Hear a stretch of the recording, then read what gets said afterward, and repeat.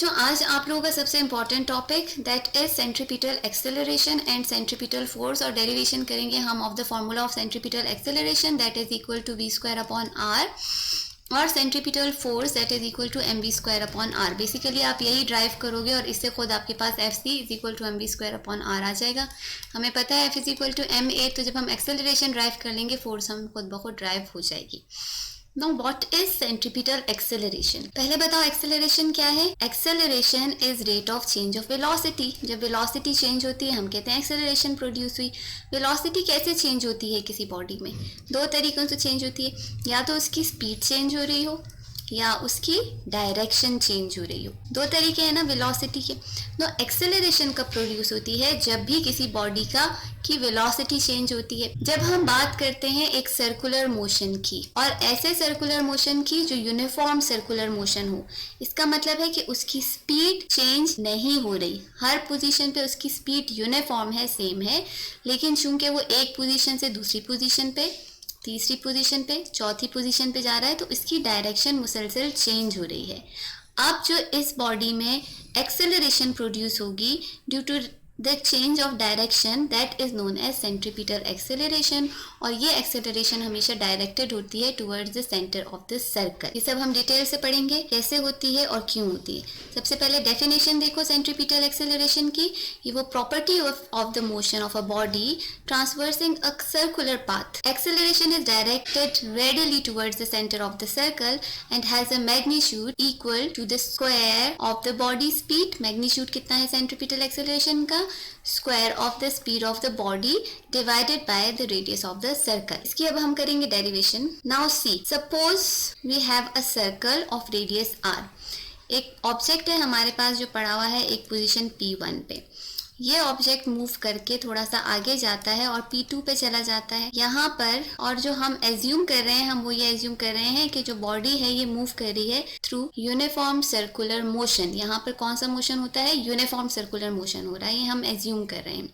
Uniform circular motion का मतलब क्या है कि जो स्पीड है बॉडी की वो चेंज नहीं हो रही और हर पोजीशन पे स्पीड इसकी सेम रह रही है। अगर मैं आपसे कह रही हूँ कि इसकी स्पीड पहले यहाँ पर टेंजेंशियल स्पीड, अब हम देखेंगे यहाँ पर हम कौन सी स्पीड या वेलोसिटी की बात कर रहे हैं। इसके टेंजेंट्स पे जो वेलोसिटी इसकी कार्व हो रही है, टेंजेंशियल वेलोसिटी। अब देखो इस जगह पे ये जो वेलोसिटी बन रही है दैट इज v1, यहाँ पर जो वेलोसिटी बन रही है दैट इज v2। अगर मैं इसको इस तरह से ड्रॉ कर दूं, ये मेरे पास v1 है एंड दिस इज v2, तो दोनों को मैं सेम लेंथ का ड्रॉ करूंगी बिकॉज v1 जो मैग्नीट्यूड है of v1 is equal to the magnitude of v2, और दोनों इक्वल हैं किसके? वेलोसिटी के। So v1 is equal to v2। जब ये पार्टिकल p1 से p2 तक जाता है तो सेंटर के साथ ये एंगल थीटा बनाता है। अब मुझे फाइंड करना है कि v1 और v2 के बीच में एंगल थीटा कितना है। यहाँ पर भी दोनों, जब मैंने इन दोनों को अटैच कर लिया तो यहाँ पर देखो एक एंगल बन रहा है, और वो एंगल किसके इक्वल है बच्चे? जब भी दो लाइंस के बीच में, अब देखो यहाँ पर हमारे पास एक लाइन जो इस पॉइंट को जोड़ रही है दैट इज r1, और दूसरी लाइन जो इस पॉइंट को P2 को जोड़ रही है centre say that is r2। अब चूंकि दोनों radius of the same circle है इसलिए r1 is equal to r2। P1 जो है वो परपेंडिकुलर है टू r1 और P2 जो है वो परपेंडिकुलर है, यानी दोनों 90 डिग्री का एंगल बना रहे हैं विद r1, और P2 90 डिग्री का एंगल बना रही है r2 के साथ। अब एक बात हमेशा याद रखना, अगर दो लाइंस आपस में एक एंगल बना रही हूँ तो दो ऐसी लाइंस जो उनके साथ परपेंडिकुलर जुड़ी हुई हों, उनके बीच में भी जो एंगल बनेगा वो सेम बनेगा as the angle of the two lines. यहाँ पर ये जो r1 और r2 के बीच में एंगल बन रहा है cos P1 और P2 जो है वो परपेंडिकुलर है to r1 and r2। So v1 और v2 के बीच में भी जो एंगल बनेगा दैट इज एंगल थीटा। यहाँ पर अगर मैं एक वेक्टर ड्रॉ करती हूँ डेल्टा v, जो इन दोनों को ज्वाइन कर रहा है v1 विद v2, ये वेक्टर मैंने ड्रॉ किया। अब देखो अगर आपको हेड टू टेल रूल याद होगा, v1 प्लस डेल्टा v किसके इक्वल हो जाएगा? v2 के, according to head to tail rule. यहाँ पर देखो हेड टू टेल रूल अगर हम अप्लाई करें तो v1 एक की टेल और हेड दूसरे की टेल और हेड, और रिजल्टेंट वेक्टर का की जो टेल है वो इनिशियल पॉइंट पे और हेड जो है वो फाइनल पॉइंट पे है। So v1 plus delta v is equal to v2, या delta v rate of change of velocity is equal to v2 minus v1। Clear यहाँ तक बात। अब अगर हम इसी ट्रायंगल को बहुत छोटे हिस्से में डिवाइड कर दें, हम लोग सपोज करें कि हमने जो एंगल लिया या हमने जो पोजीशन मूव कराया P1 को P2 तक, वो बहुत छोटा है, यानी जो एंगल बन रहा है यहाँ पर, जो एंगल फॉर्म हो रहा है वो बहुत छोटा एंगल फॉर्म हो रहा है, और हम बहुत छोटे से एंगल की बात कर रहे हैं। इतना छोटा कि ये जो हमारे पास यहाँ पर ये कर्व आ रहा है, कर्व की जगह हमने इतनी छोटा सा हिस्सा कंसिडर किया कि हमारे पास स्ट्रेट पाथ है। देखो बहुत बड़ा सर्कल है, अगर सर्कल का आप सिर्फ छोटा सा पॉइंट कंसिडर करोगे, इसको मैं जूम करूँ, अगर देखो मैं इसको बहुत ज़्यादा जूम करती हूँ तो ये देखो छोटा सा जो पार्ट है वो तकरीबन लीनियर होता है ना, इसमें कर्व नहीं होता, ये लीनियर होता है। तो अब हम एक और ट्राइंगल हमने बनाया of R1 and R2 radius, इनके बीच में एंगल क्या बन रहा है, थीटा। और मैंने आपसे कहा कि हमने डिस्टेंस इतना छोटा कर दिया कि यहाँ पर इन दोनों के बीच में जो डिस्टेंस था बिटवीन R1 एंड R2, यानी यहाँ से यहाँ तक का जो डिस्टेंस था, that is equal to delta S। ठीक है, ये बिल्कुल लीनियर डिस्टेंस है बिटवीन P1 एंड P2, क्योंकि हमने P1 और P2 को बहुत करीब कर दिया।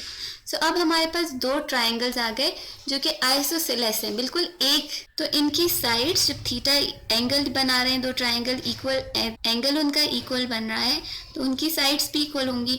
तो आइसोसेलेस ट्राइंगल के किस्से में हम क्या लिख सकते हैं कि डेल्टा S अपॉन R, पहला वाला जो ट्राइंगल है हमारे पास, जहाँ पर हमने यहाँ पर डेल्टा S लिया, ये हमारे पास R1 और R2 था, और दूसरा ट्राइंगल हमारे पास ये था जिसमें ये हमारे पास डेल्टा V है, यहाँ पर हमारे पास V1 है और यहाँ पर हमारे पास V2 है।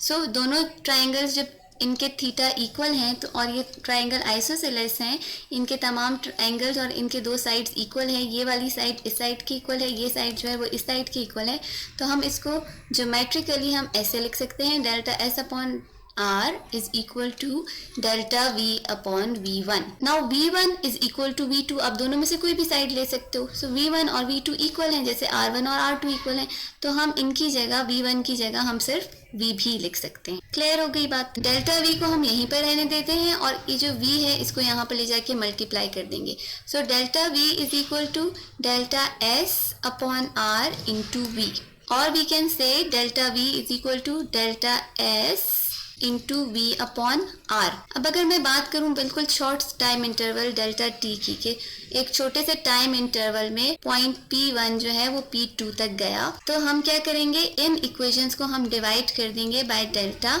T, अगर हम बात कर रहे हैं शॉर्ट इंटरवल ऑफ टाइम की। अब ऐसा हमने क्यों किया, इसको हम डेल्टा T से हम डिवाइड क्यों कर रहे हैं, क्योंकि हमें एक नई क्वांटिटी चाहिए, एक दूसरी क्वांटिटी चाहिए, हमें सेंट्रीपिटल एक्सेलरेशन चाहिए। ये वाली जो वैल्यू है ये हमारे पास किसके इक्वल है, rate of change of velocity.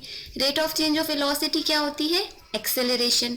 अब ये कौन सी एक्सेलरेशन है, हमें पता है कि यूनिफॉर्म सर्कुलर मोशन की बात हो रही है।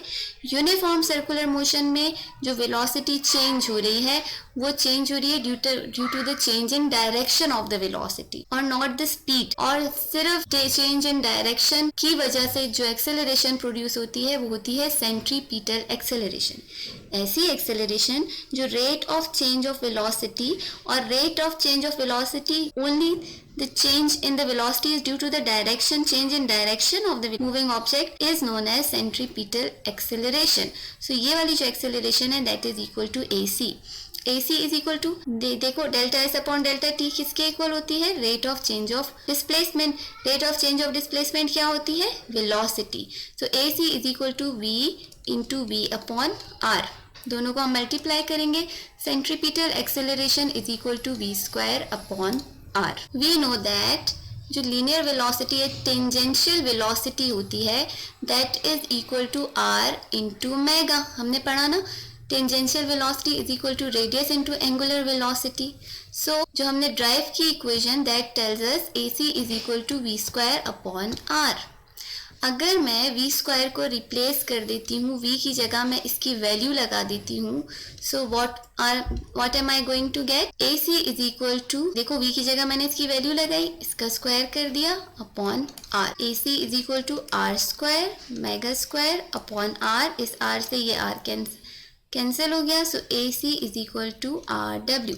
ये हमने ड्राइव कर ली अपनी सेकेंड इक्वेशन। और जो मोस्ट इंपॉर्टेंट इक्वेशन थी दैट वाज दिस इक्वेशन, ये जो हमें ड्राइव करनी थी, equation for centripetal acceleration, this one is the most important equation. Third thing जो हमसे पूछी जाती है that is what is centripetal force. According to Newton's law of motion, Newton law of motion हमें कहता है F is equal to ma, ये कहता है ना।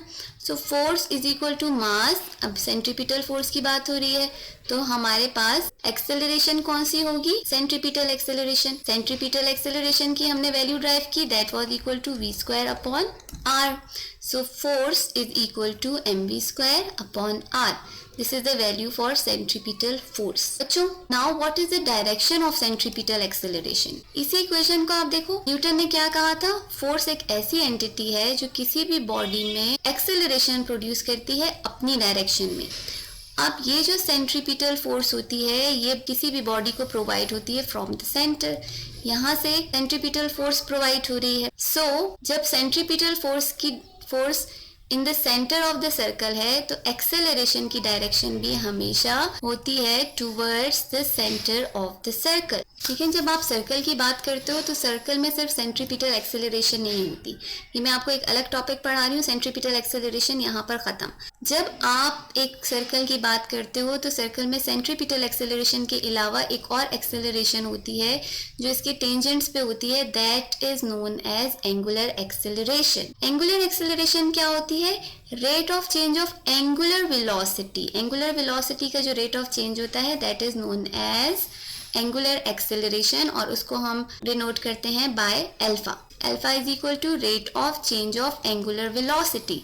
Rate of change of angular velocity is known as angular acceleration. इसका unit होता है रेडियंस पर सेकेंड स्क्वायर, डिग्रीज पर सेकेंड स्क्वायर या रेवोल्यूशंस पर सेकेंड स्क्वायर, और इसकी डायरेक्शन जो होती है वो पैरेलल होती है to the direction of tangential velocity. Parallel या एंटी पैरेलल दोनों हो सकती हैं। फॉर इंस्टेंस, अगर एक सर्कुलर मोशन में एक बॉडी मूव कर रही है और उसकी एक्सेलरेशन जो है वो इंक्रीज हो रही है, तब एक्सेलरेशन होगी parallel to the direction of the velocity. जिस डायरेक्शन में वेलोसिटी है उसी डायरेक्शन में एक्सेलरेशन हो रही है। लेकिन अगर एक्सेलरेशन बॉडी की डिक्रीज हो रही है तो एक्सेलरेशन एंटी पैरेलल होगी टू द velocity।